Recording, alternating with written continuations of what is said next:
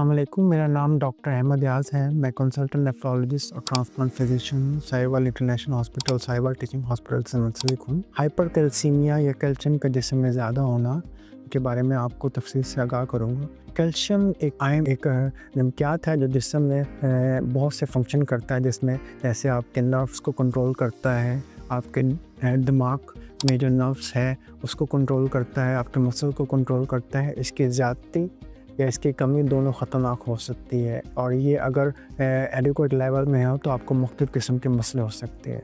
आज मैं हाइपरकैल्सीमिया के बारे में तफसील से कहा करूँगा। कैल्शियम ज़्यादा होने की वजह से मुख्तलिफ़ किस्म के सिम्टम पेशेंट को हो सकते हैं, जैसे आपको बार बार कॉन्स्टिपेशन होना, कब्ज़ का मसला रहना, पेशाब ज़्यादा आना, काम में दिल नहीं लगना, कंसंट्रेशन लैक हो जाना, कभी कभी जुनून की बेहोशी भी हो जाना, हड्डियों में या जिस्म में दर्द रहना वगैरह वगैरह सिम्टम हो सकते हैं।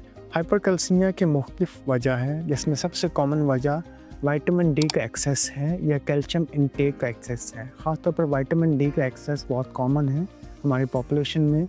हम बग़ैर प्रिस्क्रिप्शन के, बग़ैर किसी डॉक्टर के गाइडलाइन से विटामिन डी का बहुत ज़्यादा इस्तेमाल करते हैं, चाहे वो टैबलेट फॉर्म में हो, चाहे वो लिक्विड फॉर्म में हो। तो विटामिन डी बहुत ज़्यादा एक्सेस यूज़ करते हैं, जिसकी वजह से विटामिन डी बहुत ज़्यादा एक्सेस होने की वजह से वो ख़ास तौर पे आपके गट से, हड्डियों से कैल्शियम को जिस्म में गट से ज़्यादा अब्ज़ॉर्ब करता है और हड्डियों से कैल्शियम को निकाल कर खून में ले आता है, जिसकी वजह से आपके जिस्म में कैल्शियम ज़्यादा होना शुरू हो जाता है। इसके अलावा कैल्शियम सप्लीमेंटेशन भी बहुत ज़्यादा हमारी पॉपुलेशन में है विदाउट प्रिस्क्रिप्शन। इसकी वजह से भी कैल्शियम बहुत ज़्यादा अगर आपके जिस्म में हो तो उसकी एब्जॉर्प्शन बहुत ज़्यादा हो जाती है, जिसकी वजह से आपके जिस्म में कैल्शियम ज़्यादा आना शुरू हो जाता है। इसके अलावा जो कुछ और मसले हैं, जैसे जो सबसे कॉमन प्रॉब्लम है वो प्राइमरी हाइपरपैराथायरिज्म होता है। एक ग्लैंड होता है नेक में जिसका फंक्शन ज़्यादा हो जाता है मुख्तलिफ़ वजह से, ट्यूमर की वजह से या हाइपरप्लेजिया की वजह से, जिसकी वजह से वो हार्मोन आपके बोन से कैल्शियम निकाल कर ब्लड में ले आता है। इसके अलावा ट्यूबरकुलोसिस का मसला हो, टीबी का मसला भी अगर पुराना चल रहा हो तो उसकी वजह से भी टीबी की वजह से कुछ प्रॉब्लम होती है, जिसकी वजह से आपके जिस्म के अंदर ही विटामिन डी पैदा होना शुरू हो जाता है, जो कैल्शियम की रिजॉर्प्शन बढ़ा देता है।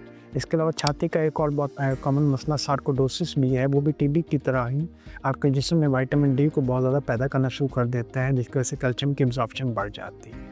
इसके अलावा कोई भी किस्म का cancer, mostly solid angle cancer जैसे ब्रेस्ट कैंसर है, कोलोन कैंसर है, मल्टीपल मायलोमा खून का कैंसर है, ये सब कैंसर आपके जिस्म में कैल्शियम की प्रोडक्शन को बहुत ज़्यादा कर देते हैं और ख़ासतौर हड्डियों से निकाल कर खून में ले आते हैं।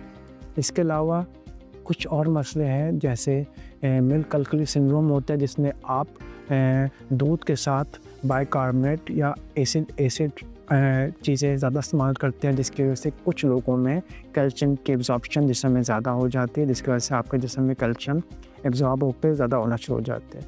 इसके अलावा कुछ कॉन्जेनिटल मसले भी, जैसे RTA, गुर्दे की इन्फ्लेमेशन या गुर्दे में इलेक्ट्रोल डिस्पेंस का मसला, बार्टर सिंड्रोम, इसकी वजह से भी आपके जिस्म में कैल्शियम ज़्यादा प्रोड्यूस होना शुरू हो जाते हैं। तो कैल्शियम अगर जिस्म में बहुत ज़्यादा होना शुरू हो जाए तो मुख्तलिफ़ किस्म के मसले पैदा कर सकता है, बार बार पेशाब आना, कॉन्स्टिपेशन रहना, गुनूगी रहना, काम में दिल नहीं रखना, हड्डियों में दर्द होना। अगर आपको सिम्टम है तो आपको चाहिए कि आप अपने कैल्शियम और इलेक्ट्रोलाइट चेक कराएं, और आपको कैल्शियम ज़्यादा होने का मसला है तो फ़ौरन अपने फिजिशियन या नेफ्रोलॉजिस्ट को चेक कराएं, ताकि बर वक्त आपके कैल्शियम को कंट्रोल किया जाए और आपको फर्दर किसी भी किस्म की बीमारी से बचाया जा सके। आपको आपके इर्द गिर्द किसी भी अजीज़ क़रीब को अगर गुर्दे का मसला है और मुझसे कंसल्ट करना चाहते हैं तो नीचे दिए हुए नंबर से रब्ता करें।